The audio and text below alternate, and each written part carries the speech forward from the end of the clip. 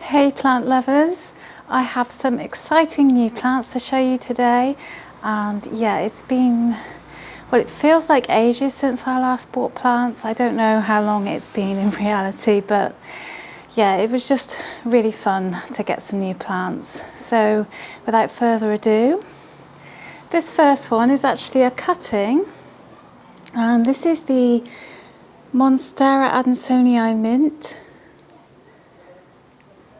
And my mother-in-law very kindly gave me this from her plant, and hers is just growing really well.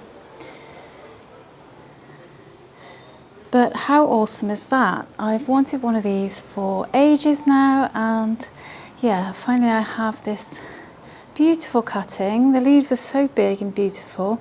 I don't know if you can see the variegation on camera. It's quite a subtle kind of marbled variegation.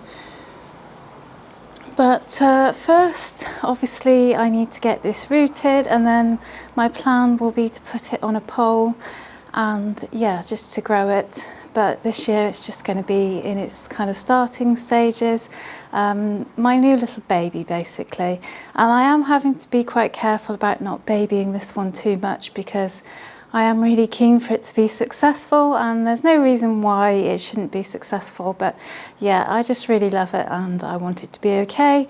But yeah, I'm really happy about that. I am very lucky to have such a lovely mother-in-law. So the next plants I'm going to show you, I actually bought these from Dobby's Garden Centre, and the first one that I got is a string of hearts. And I've actually wanted one of these for quite some time too, but the reason I haven't got one up until this point is because I thought they were really hard plants to care for, and maybe they are, I don't know.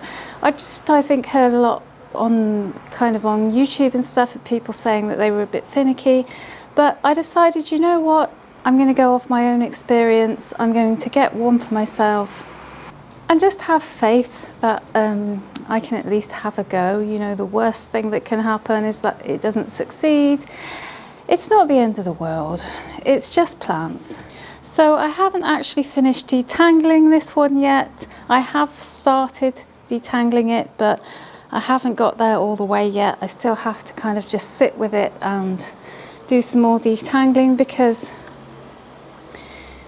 it was quite tangled when I bought it, still is, but I'm going to very gently work on detangling this plant.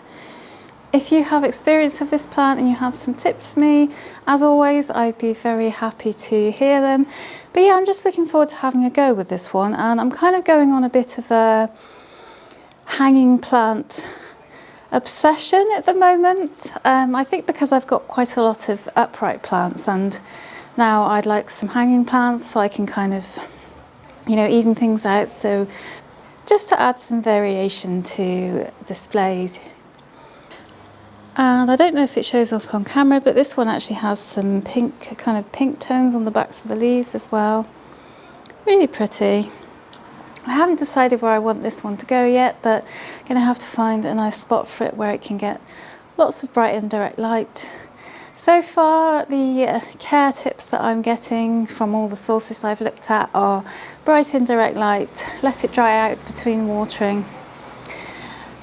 Pretty much it really. So yeah, wish me luck. Okay, the next one I'm going to have to stand up for, because it is another trailing plant. Wait right there. And it is the Black Pagoda lipstick plant.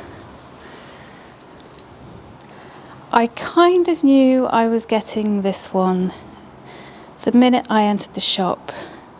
And I've seen these many times before, but I've never really fancied one for myself. I've never really looked at them properly before. I'm not really sure why, but on this occasion I just really felt attracted to this plant. And so yeah, I decided to get one, and as you can see, this one's quite a big plant. There's a lot of plant to it. And I made sure that I bought one that had bone dry soil. They were in the middle of watering them, so I made sure I picked one that was in need of watering, because lately the first thing I do now when I bring a plant home is I put it in the shower. I shower it off to kind of try and shower off any pests, the backs and fronts of the leaves, and also it gets a good watering at the same time. But it's important that the soil is dry when I do that, because otherwise I could overwater. So I've started checking when I buy a plant to make sure it's dry. That way I can give it a good spraying down and hopefully prevent any pests, because really, to be honest, that's how I've mostly been having success with pest control at the moment, is by putting plants in the shower. And honestly, it seems to work just as well as anything else. So yeah, that's what I do whenever I get a new plant. This one also has kind of a, see if I can show you there. You see it's got a kind of a purpley back and almost like leopard print. But yeah, I don't really know where to put this at the moment. Ideally, I would just love to hang this one from the ceiling because of how big and full it is. But I do rent a property, so I can't really put hooks in the ceiling. So yeah, I'm just sort of trialing where I can put it. But I'm just absolutely obsessed with this plant. Would you believe it? Only one piece fell off as well in transit. Just one little piece, and I did put that in to propagate. But yeah, this plant could definitely be my new obsession. And of all the hanging plants they had there, other than the string of hearts that I bought, this one was really calling me. And I did take ages to decide which one to get because there were so many and I wanted to get the best one. But yeah, this one won my heart in the end. So yeah, again, if you've got this plant, I would love to hear your experiences with it. I think it's absolutely stunning.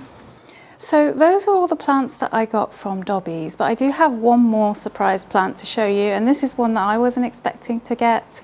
I actually popped out today to Tesco's just to get some groceries, and I saw this plant there and I could not believe how beautiful it was. And yeah, it only cost £10 for both the plant and the pot. So yeah, I shan't keep you in suspense any longer, but it is this beautiful, and I'm not entirely sure how to pronounce this. I think it's tenanth, I'm not sure. But I'll put the name on screen. And I've actually kind of had my eye on one of these for a while now, and this is a really decent sized one. You see it also came in this pot, and this kind of pot is right up my street too. I really like these baskety pots, and yeah, it's just a really huge plant, and I thought it was an absolute bargain for just £10, so I had to buy it. So yeah, that's another little surprise plant that I bought that I was not expecting to get. And yeah, this one is often confused with the calathea, but it's actually not a calathea. Apparently, I hear they are far more easy to care for than calatheas, so I'm really hoping that that is the case. This one's quite wet still because, as I say, I just bought it, so it's just been in the shower, and I've just showered it down just in case of any pests or anything on there. That basically brings me to the end of the plants I have to show you today. I really hope you enjoyed this video, guys. If you did, give it a thumbs up and consider subscribing if you'd like to see more houseplant content from me. Until next time, guys, as always, look after your plants and look after yourself.